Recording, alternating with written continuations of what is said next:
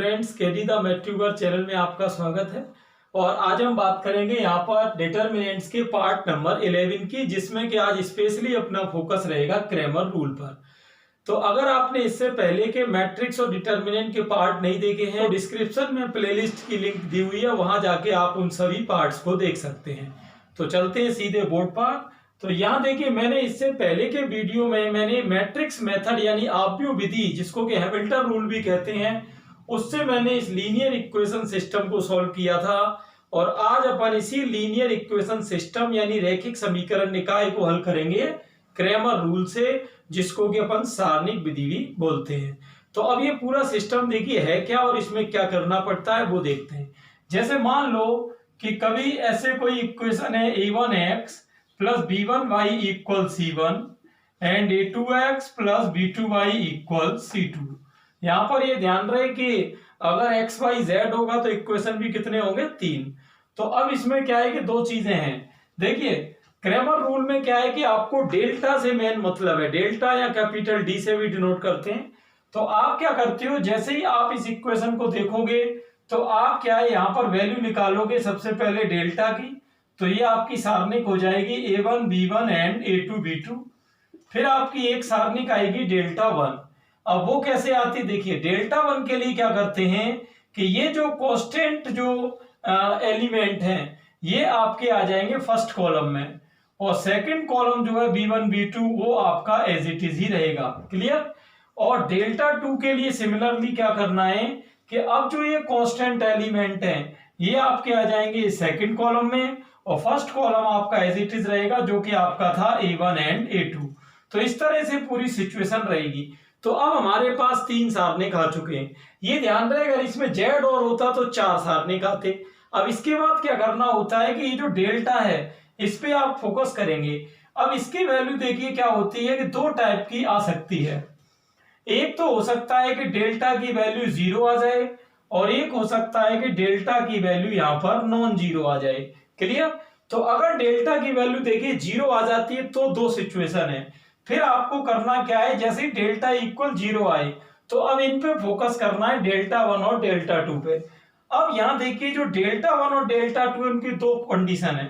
एक तो delta 1 and delta 2 दोनों 0 हैं, और दूसरी कंडीशन स्टूडेंट इसमें ये हो सकती है कि डेल्टा 1 और डेल्टा 2 और बोथ ये आपके नॉन जीरो हैं। यहां पर ये ध्यान रहे कि डेल्टा 1 अगर मान लो 0 आ गया और डेल्टा 2 नॉन जीरो आ गया, अशून्य, तो आपको इसी में रहना है। दोनों ही अशून्य आ गए तो भी इसी में रहना है। इधर कब आना है, जब डेल्टा 1 और डेल्टा 2 दोनों ही 0 हो। तो अगर डेल्टा 1 और डेल्टा 2 दोनों 0 हो तो ये अपनी सिचुएशन हो जाती है इनफाइनाइट सॉल्यूशन यानी अनंत हल की। और ये ध्यान रहे, ऐसी कंडीशन में जो निकाय होता है अपना वो कंसिस्टेंट होता है यानी संगत निकाय रहेगा।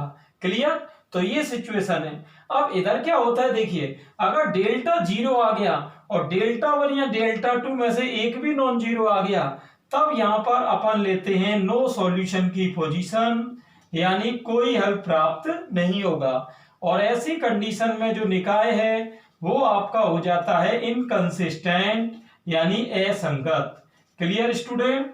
तो ये पोजीशन है आपकी। अब उधर चलते हैं delta is not equal to 0 में। उधर देखिए सिचुएशन क्या होती है, ये ज्यादातर 90% क्वेश्चन इसी सिचुएशन के आते हैं जिसमें डेल्टा नॉन जीरो होता है।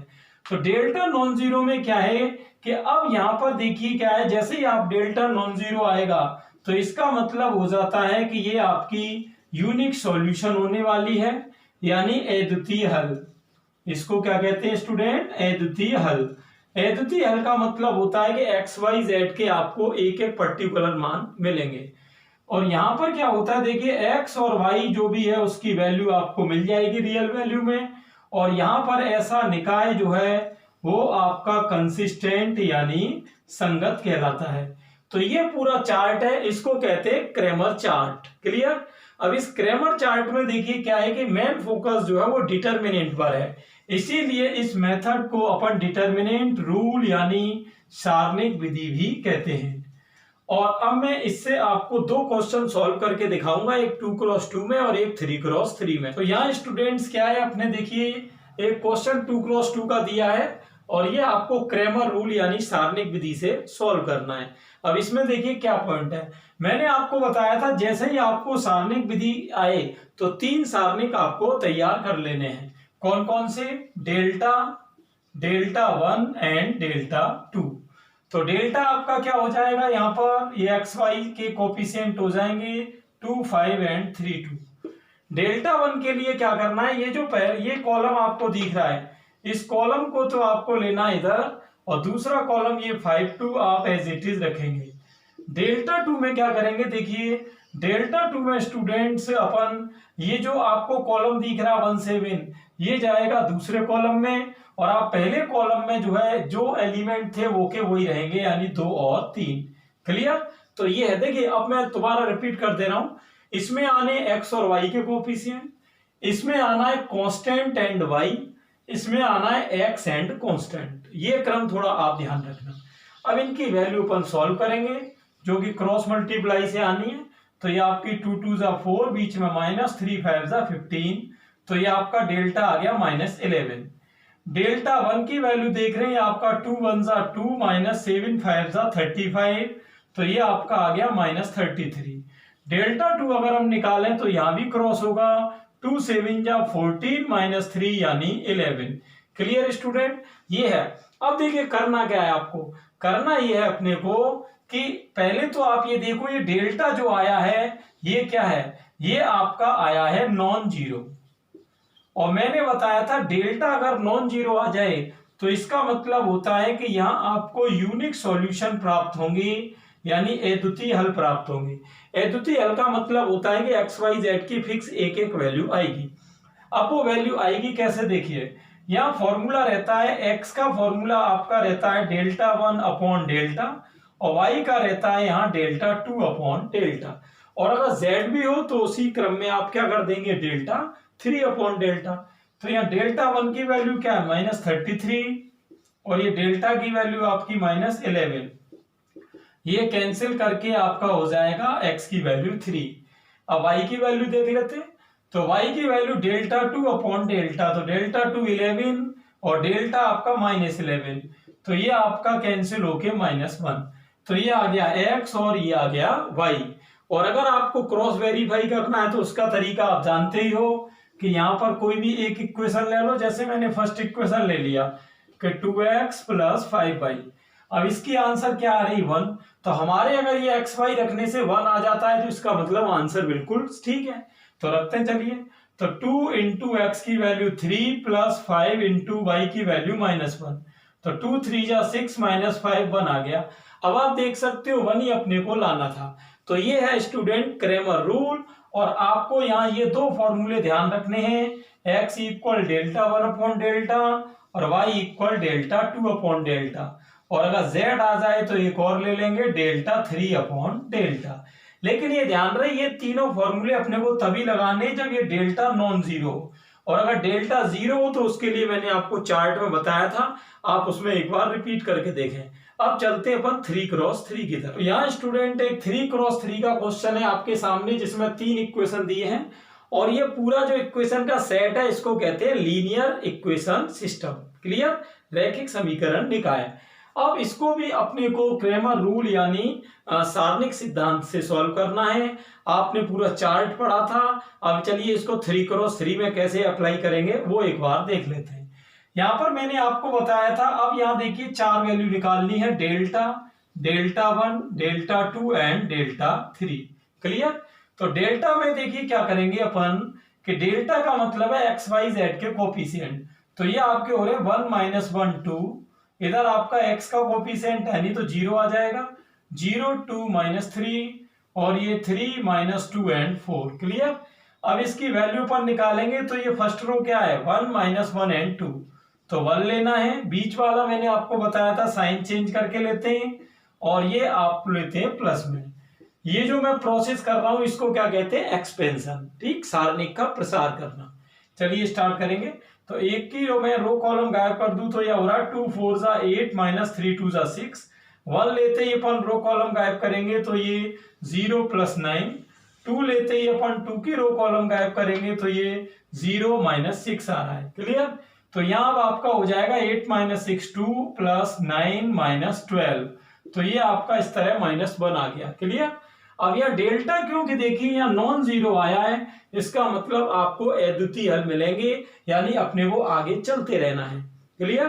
तो यहाँ डेल्टा 1 के लिए अब देखिए क्या करते हैं, यहाँ पर आप ध्यान रखना, जब मैं डेल्टा 1 निकालूंगा तो पीछे के जो 2 कॉलम है वो आपके ऐसे के ऐसे ही रहेंगे, और जो पहला कॉलम है आपका पहला, उसमें ये कांस्टेंट नंबर आ जाएगा, ये 1 1 2। क्लियर? इस तरह अब चलते हैं, इसको सॉल्व करेंगे अपन। तो वही अपनी फर्स्ट रो लेनी है अपने को, तो ये 1 ले लिया मैंने, बीच वाला साइन चेंज करके लेना है और पीछे वाला आपको एज इट इज लेना है। अब 1 लेते ही 1 की रो कॉलम गायब होगी, तो 2 4 = 8 - 3 2 = 6, ये आपने ले लिया, इसकी रो कॉलम गायब करेंगे, 1 4 = 4 + 6 हो जाएगा आपका, और 2 लेते ही रो कॉलम गायब करेंगे तो -2 - 4 हो जाएगा।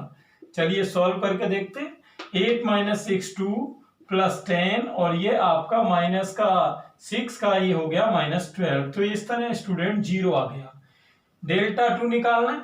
अब डेल्टा 2 के लिए देखिए सॉल्व कैसे करना है, आपको जब डेल्टा 2 निकालना है, इसका मतलब है सेकंड कॉलम जो है इसका डेल्टा का, वो आपको बदलना है, और पहला और तीसरा कॉलम रखना है एज इट इज, पहला और तीसरा।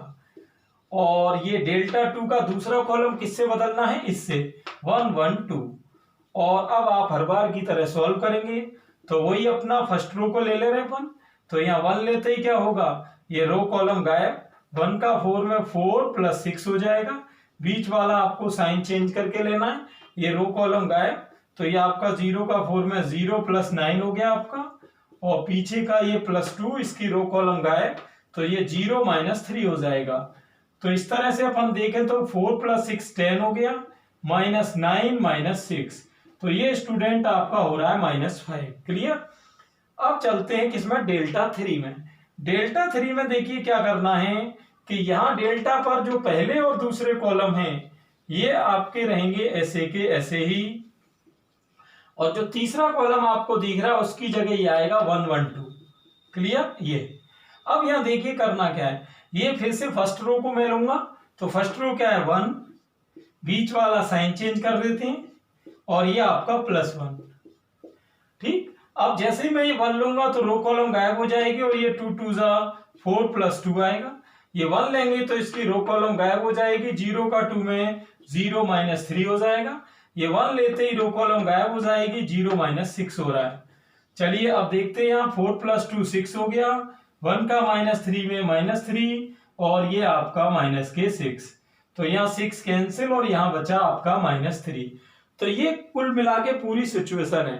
अब आपको मैंने फॉर्मूला बताया था, तो इसमें फॉर्मूला क्या है स्टूडेंट, कि x = delta 1 delta, y = delta 2 delta, और z = आपका डेल्टा 3 डेल्टा। क्लियर?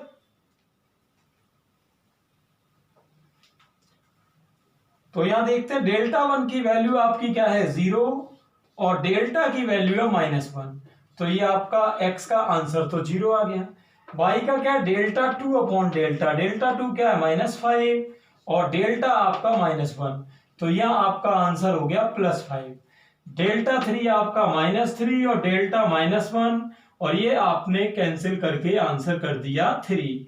तो इस तरह से आपका सॉल्यूशन क्या हो गया, सॉल्यूशन हो गया आपका x की वैल्यू 0, y की वैल्यू 5 एंड z की वैल्यू 3।